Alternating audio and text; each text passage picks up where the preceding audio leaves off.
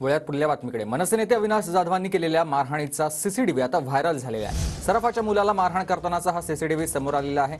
अविनाश जाधव यांच्यावर याआधीच खंडणीचा गुन्हा दाखल झालाय। अविनाश जाधवांवर लोकमान्य टिळक पोलीस ठाण्यात गुन्हा दाखल झालेला आहे आणि याच संदर्भातला आता सीसीटीव्ही देखील आपण बघतोय समोर आलाय।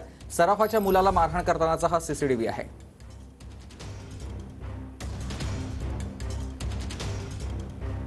पोलिसांचं मनापासून आभार मानतो की त्यांनी तो फुटेज बाहेर पाठवलं।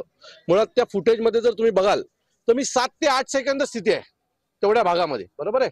7 ते 8 सेकंदामध्ये मी त्याला मारलंय, मी त्याला धमकी दिली आहे, मी त्याला उचलून नेणार होतो आणि 5 कोटी मागितले। सो पोलिसांनी 8 सेकंदामध्ये एवढं सगळं कसं बसवलं जरा मला समजून सांगावं।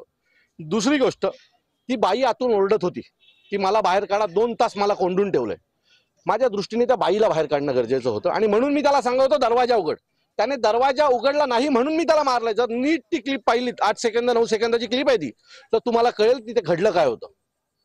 सो मी जे काल म्हणत होतो की माझ्यावर खंडणीचा जो गुन्हा दाखल केलाय हा खोटा आहे, एका राजकीय नेत्याच्या दबावामुळे झालाय। मी ज्या केबिन मध्ये तुम्ही डीसीपी बसला होता, घडलं काय, कोणाचे फोन येत होते, तो व्यापारीला सतत बाहेर काढून हा सर म्हणून तुम्ही कोणाशी बोलत होतात, याचा खुलासा देखील पोलिसांनी केला पाहिजे।